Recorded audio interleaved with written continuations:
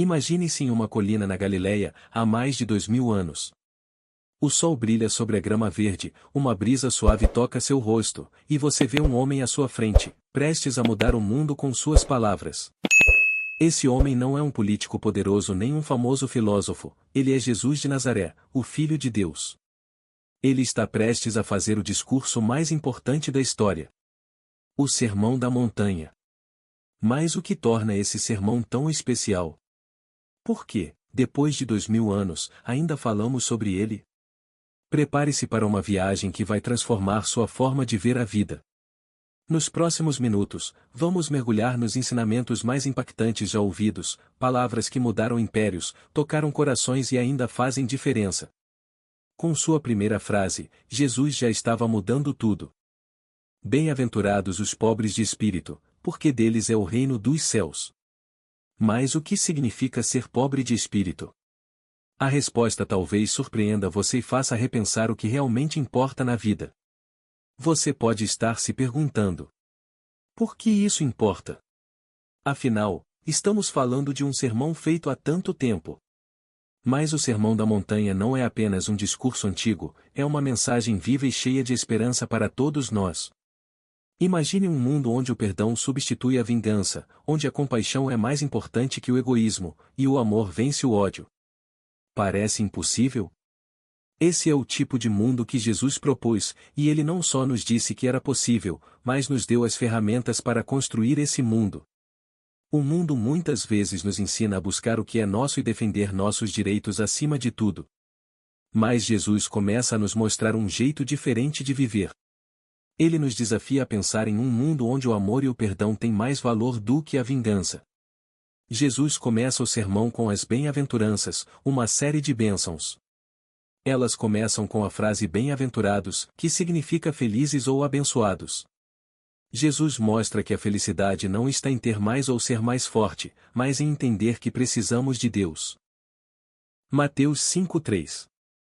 Bem-aventurados os pobres de espírito, porque deles é o reino dos céus. Isso não quer dizer ser pobre de dinheiro, mas aceitar que precisamos de ajuda espiritual, que precisamos de Deus em nossas vidas. Mateus 5:4. Bem-aventurados os que choram, porque serão consolados. Jesus diz que está tudo bem sentir dor e tristeza. Chorar faz parte da vida, e Deus nos conforta nesses momentos. Mateus 5:5. Bem-aventurados os mansos, porque herdarão a terra. Ser manso não é ser fraco, mas ter força e escolher não machucar ninguém. É como ter poder, mas usá-lo com calma e gentileza. Mateus 5:6. Bem-aventurados os que têm fome e sede de justiça, porque serão satisfeitos. Jesus fala de uma vontade intensa de ver o bem acontecer. Não basta querer que o mundo melhore, é preciso agir e fazer parte dessa mudança. Mateus 5:7. Bem-aventurados os misericordiosos, porque alcançarão misericórdia. A misericórdia é a compaixão em ação. É perdoar, mesmo quando podemos guardar rancor.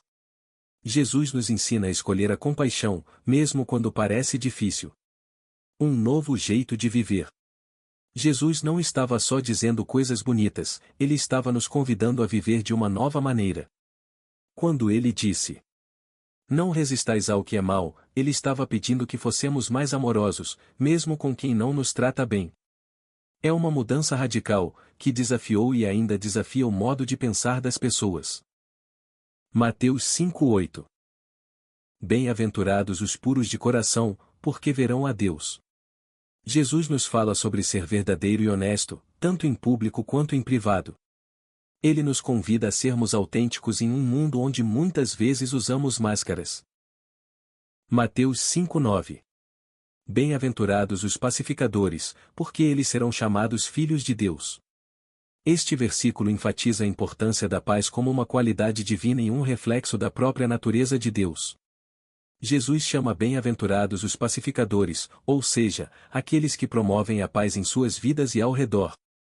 Ser um pacificador não significa apenas evitar conflitos, mas ativamente buscar resolver desavenças e restaurar a harmonia entre as pessoas.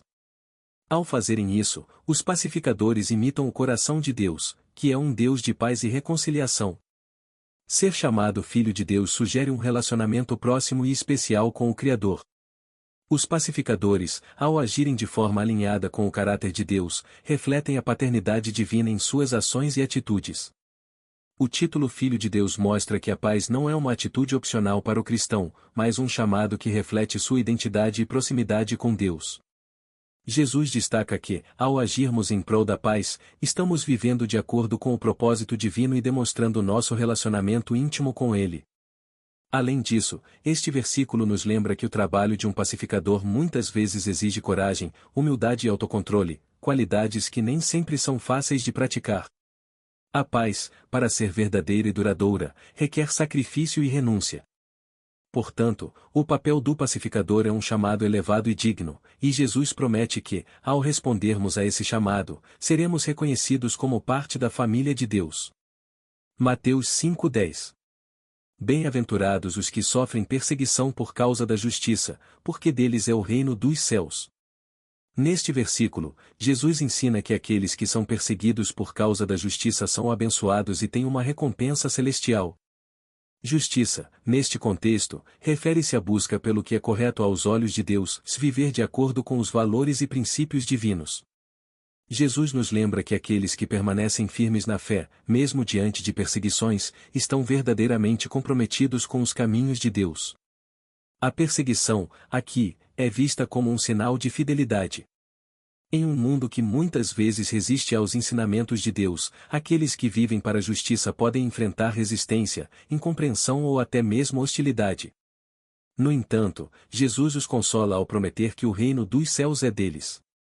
Isso não é apenas uma promessa futura, mas uma certeza presente, indicando que essas pessoas já participam de uma vida sob a autoridade e bênção divina. Além disso, essa promessa reforça a ideia de que Deus vê e valoriza cada sacrifício feito por amor a Ele e à justiça. Mesmo quando não há reconhecimento humano ou as situações se tornam difíceis, os que suportam essas provas recebem a garantia de que pertencem ao reino dos céus. Eles são abençoados, não pelo sofrimento em si, mas pela fidelidade que mostram ao enfrentá-lo, e são honrados aos olhos de Deus. Mateus 5:11. Bem-aventurados sois vós, quando vos injuriarem e perseguirem, e mentindo, falarem todo mal contra vós por minha causa. Aqui, Jesus aborda diretamente seus seguidores, reconhecendo as dificuldades que eles enfrentarão ao segui-lo. Ser injuriado, perseguido e alvo de mentiras são reações que o mundo pode ter contra aqueles que seguem a Cristo. Jesus mostra que, ao sofrerem essas injustiças, os cristãos estão em boa companhia, pois até mesmo ele e os profetas enfrentaram perseguição. Jesus transforma a dor da perseguição em uma marca de honra para seus discípulos. Esse versículo também revela que ser caluniado ou mal interpretado por causa de Cristo é uma experiência que fortalece a fé. Ao enfrentarem essas dificuldades, os seguidores de Cristo estão realmente se unindo a Ele em suas aflições e exemplificando sua fidelidade. O sofrimento por Cristo, portanto, não é em vão, mas faz parte da caminhada cristã, e, em última análise, é uma fonte de bênção e recompensa. Além disso, Jesus ensina a ver o sofrimento sob uma nova perspectiva, ao invés de temê-lo ou evitá-lo, ele incentiva a aceitá-lo com alegria e como parte da missão. Esse chamado à perseverança traz um encorajamento especial, lembrando aos cristãos que a recompensa celestial e a presença de Deus os sustentam. Jesus nos lembra que Deus cuida das aves e dos lírios. Se Ele cuida deles, também cuidará de nós. Buscai primeiro o reino de Deus e a sua justiça. Colocar Deus em primeiro lugar é essencial. Ele cuidará de nossas necessidades. Não acumulem para vós tesouros na terra, mas acumulem para vocês tesouros no céu. Devemos avaliar o que realmente valorizamos na vida. Nossos tesouros refletem nossos corações. Jesus nos ensina a orar chamando Deus de Pai Nosso. Isso mostra que Deus é um Pai amoroso, próximo a nós. Jesus nos ensina a confiar em Deus para nossas necessidades diárias e a perdoar os outros, assim como Deus nos perdoa. Jesus nos ensina que aqueles que praticam suas palavras são como um homem sábio que constrói sua casa sobre a rocha. Quando a chuva cai, os rios transbordam e os ventos sopram, a casa não cai porque tem uma base firme.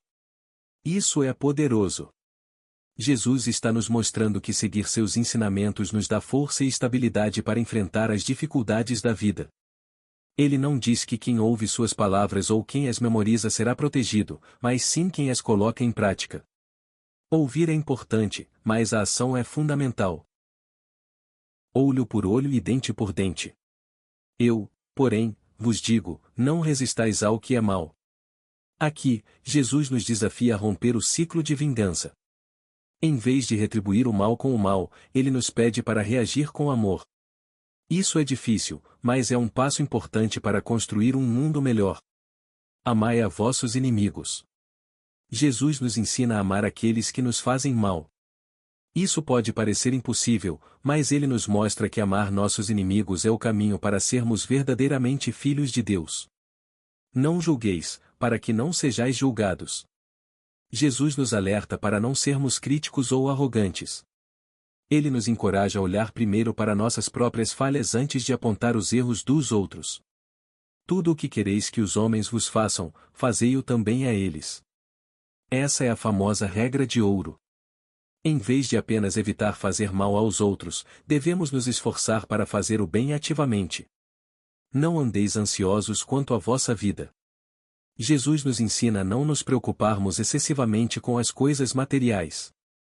Ele nos lembra que Deus cuida de nós, assim como cuida das aves e das flores. Buscai primeiro o reino de Deus e a sua justiça. Jesus nos encoraja a colocar Deus em primeiro lugar em nossas vidas. Quando fazemos isso, podemos confiar que Ele cuidará de nossas necessidades. Não acumulem para vocês tesouros na terra. Jesus nos alerta sobre a importância de focar em tesouros eternos em vez de bens materiais temporários. Ele nos convida a investir no que realmente importa. O Sermão da Montanha não é só um conjunto de regras, é um convite para uma nova maneira de viver. Jesus nos convida a uma revolução do coração. Ele nos ensina a agir de maneira diferente do mundo. O mundo diz olho por olho, mas Jesus nos diz para oferecer a outra face. O mundo diz ame seus amigos e odeie seus inimigos, mas Jesus nos ensina a amar nossos inimigos. Viver assim não é fácil. É um desafio diário. É como nadar contra a correnteza. Precisamos escolher o amor em vez do ódio, o perdão em vez da vingança, a generosidade em vez do egoísmo. No entanto, Jesus promete que este caminho, mesmo difícil, leva à vida abundante. Ele diz que a porta que leva à vida é estreita, e o caminho é apertado, e poucos a encontram. Agora, como podemos aplicar esses ensinamentos? Vamos pensar no amor aos inimigos. Jesus diz: ame os seus inimigos e orem por aqueles que os perseguem. Isso pode parecer impossível. Mas que tal começar pequeno? Da próxima vez que alguém te irritar no trânsito, em vez de reagir com raiva, faça uma oração por essa pessoa. Ou pense no trabalho. Se você tem um colega que sempre parece estar tentando sabotar você, em vez de retribuir, tente fazer algo gentil. Isso pode quebrar o ciclo de ódio e retaliação. Sobre o ensinamento de não julgar os outros, isso não significa que não possamos discernir o certo do errado. Devemos abordar os outros com humildade e compaixão. Se você se pegar julgando alguém, pergunte-se: quais circunstâncias podem ter levado essa pessoa a agir assim? Essa mudança de perspectiva pode transformar como vemos e tratamos os outros. Sobre a oração, Jesus nos ensina a orar o Pai Nosso.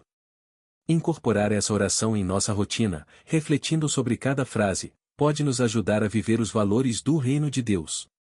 Jesus também fala sobre o pecado de forma intensa, usando hipérbole para enfatizar a seriedade dele. Se algo nos leva à tentação, precisamos ser radicais em lidar com isso. Seja reavaliando amizades que não edificam ou evitando sites que nos desviam. Nós teremos que dar conta de cada palavra inútil que falarmos. Nossas palavras têm o poder de construir ou destruir. Que tal um jejum de fofoca por uma semana? Desafie-se a não falar mal de ninguém e use suas palavras para encorajar e edificar. Por último, Jesus fala sobre preocupação e ansiedade. Ele nos diz: não se preocupem com o amanhã. Isso não significa que não devemos planejar, mas sim que não devemos deixar a ansiedade sobre o futuro nos roubar a paz do presente. Como colocar isso em prática? Comece o dia agradecendo por 3 coisas em sua vida, isso ajuda a estabelecer um tom positivo. Quando a ansiedade bater, faça uma pausa, respire fundo e pergunte a si mesmo: isso que estou preocupado, posso controlar? Se a resposta for sim, faça um plano. Se não, entregue a Deus em oração. E ele conclui: todo aquele que ouve estas minhas palavras e as pratica é como um homem prudente que construiu sua casa sobre a rocha. Caiu a chuva, transbordaram os rios, sopraram os ventos e deram contra aquela casa, e ela não caiu, porque tinha seus alicerces na rocha. Essa imagem é poderosa. Jesus compara seus ensinamentos a uma fundação sólida. Ele nos ensina que viver segundo suas palavras nos dá estabilidade e força para enfrentar as tempestades da vida. Mas, atenção! Jesus não diz apenas quem ouve e concorda com suas palavras, mas quem as pratica. A ênfase está na ação, na aplicação prática em nossas vidas. Quando Jesus terminou de falar, um silêncio profundo tomou conta da multidão. Cada palavra pairava no ar, como se o tempo tivesse parado por um instante. As pessoas respiravam fundo, sentindo que algo nelas havia mudado para sempre. Não eram apenas promessas ou lições, eram sementes plantadas em corações que antes estavam secos, sedentos por algo verdadeiro. Olhares se cruzavam com lágrimas e sorrisos tímidos, pois, mesmo diante de dificuldades, havia agora uma luz que antes não existia. O céu, com tons dourados do fim da tarde, parecia sorrir para aquela multidão que descia a colina com passos mais leves, levando consigo a certeza de que a bondade e a justiça não são apenas sonhos, mas promessas vivas. Havia um novo propósito no caminhar dos mansos, uma nova coragem nos olhos dos que enfrentavam perseguições, e uma paz doce no coração dos que decidiram ser pacificadores. E assim, naquela tarde que se desenrolava sob o olhar do Criador, a multidão entendia que as bem-aventuranças não eram apenas palavras, mas um convite para viver de forma diferente, com um coração pleno de amor e fé. Esse discurso, proferido há mais de 2000 anos, continua a ressoar através das gerações, impactando vidas e trazendo esperança a todos que o ouvem. Elas voltaram para suas casas, para suas vidas comuns, mas carregando algo extraordinário, da certeza de que o reino dos céus começa no mais íntimo de cada um. Se você sente que essas palavras falam com você, que há em seu coração o desejo de ser humilde, justo e compassivo, então leve essas lições para o seu dia. Não esqueça de deixar seu like abençoado. Compartilhe, pratique e seja a luz que o mundo tanto precisa. E, como aquelas pessoas da Galileia, permita que essa mensagem floresça em seu coração e se espalhe onde quer que você vá.